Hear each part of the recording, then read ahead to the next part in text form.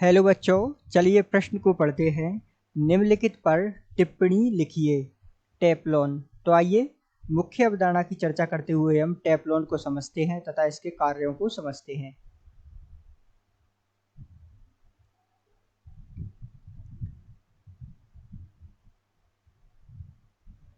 तो यहाँ सबसे पहले हमें टेफ्लॉन को समझना होगा। मुख्य अवधारणा के रूप में आइए टेफ्लॉन को जानते हैं कि टेफ्लॉन क्या है, इसका निर्माण कैसे होता है और इसके कार्य क्या क्या हैं। तो हम जानते हैं टेफ्लॉन, जिसका रासायनिक सूत्र होता है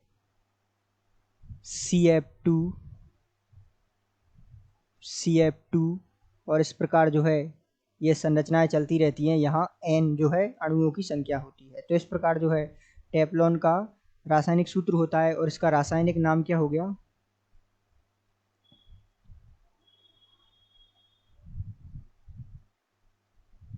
इसे हम कहते हैं पॉलीटेट्राफ्लोरोएथिलीन।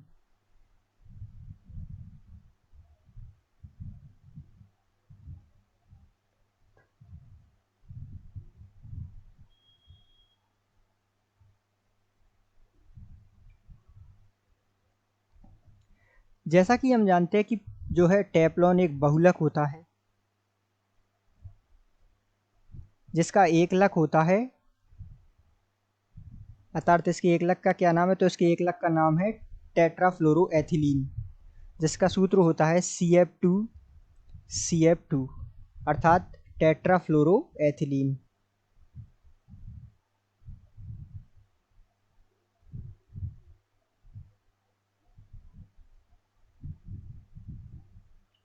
तो ये जो है इसका एकलक होता है।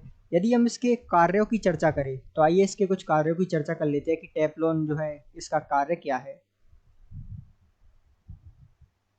जो कि टेट्राफ्लोरोएथिलीन के एकलकों से मिलकर बना बहुलक है। अगर ये इसके कार्यों के बारे में चर्चा करें तो आइए इसकी कुछ मुख्य कार्यों की चर्चा करते हैं, जिसमें से पहला है कि ये पंप की पैकिंग में काम आता है।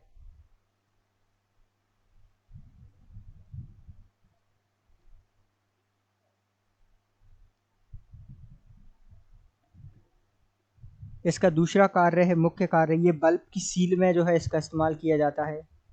बल्ब की सील बनाने में जो है टेफ्लॉन का इस्तेमाल किया जाता है। इसका तीसरा प्रमुख कार्य है, जालीदार कपड़ों में जो है इसका इस्तेमाल किया जाता है, जालीदार कपड़े बनाने में।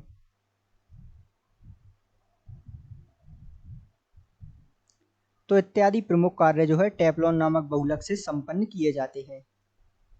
तो इस प्रकार जो है आप टेफ्लॉन नामक बहुलक को समझ सकते हैं, जिसके एकलक और इसके बनने की प्रक्रिया पर हमने चर्चा की। इसका रासायनिक नाम जो है पॉलीटेट्राफ्लोरोएथिलीन होता है।